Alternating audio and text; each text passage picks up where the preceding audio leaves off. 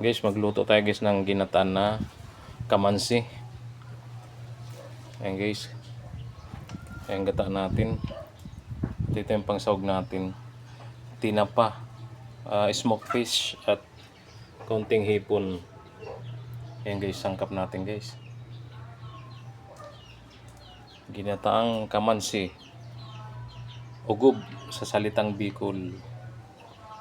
Kamansi sa Tagalog mga idol.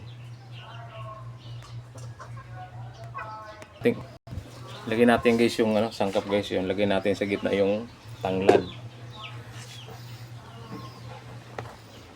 Tapos luya, bawang, tapos sibuyas.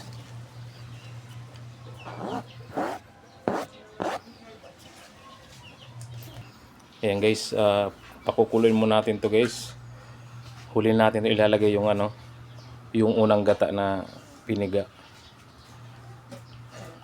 Yung nilagay kong sabaw dito guys, yung pangalawang piga ng nyug. Yan, takpan muna natin mga idol.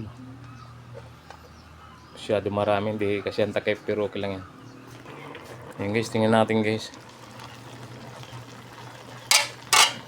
Pili natin ilagay yung sahog. Ilagay natin tinapa, smoked fish,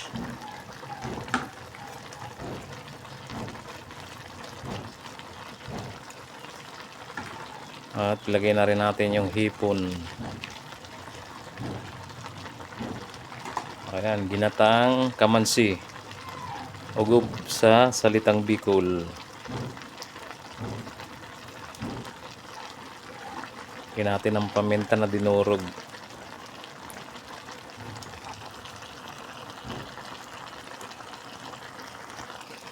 Lagyan natin dagdag lasa mga idol, pandagdag lasa.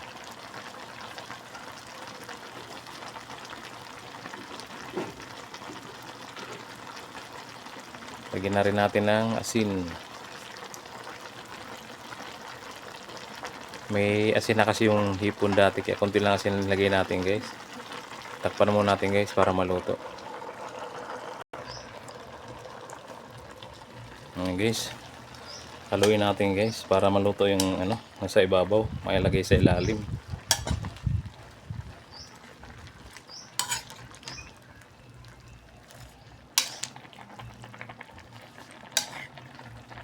Pag naluto yan guys, saka natin ilalagay yung yung unang gata guys, para mas masarap.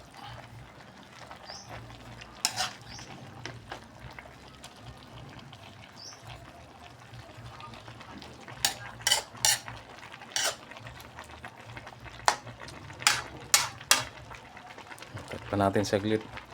Pero ilagay natin yung sili. Ilagay natin yung sili guys. Ayan.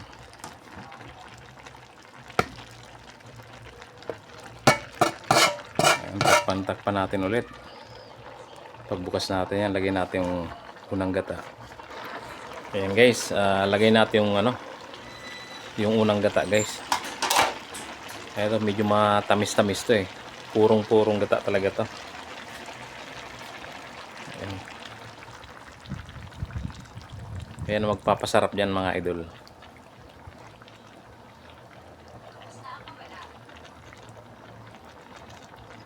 Ayan, huwag natin takpan. Pakuluin na lang natin, lutuin na lang natin yung gata. Okay, pwede maluin.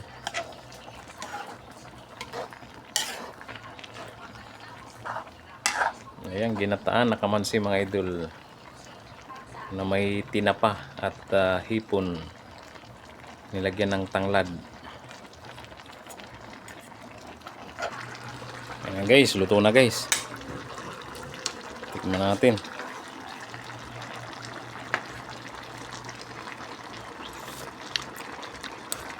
Ayos-ayos lang. Sarap ng lasa.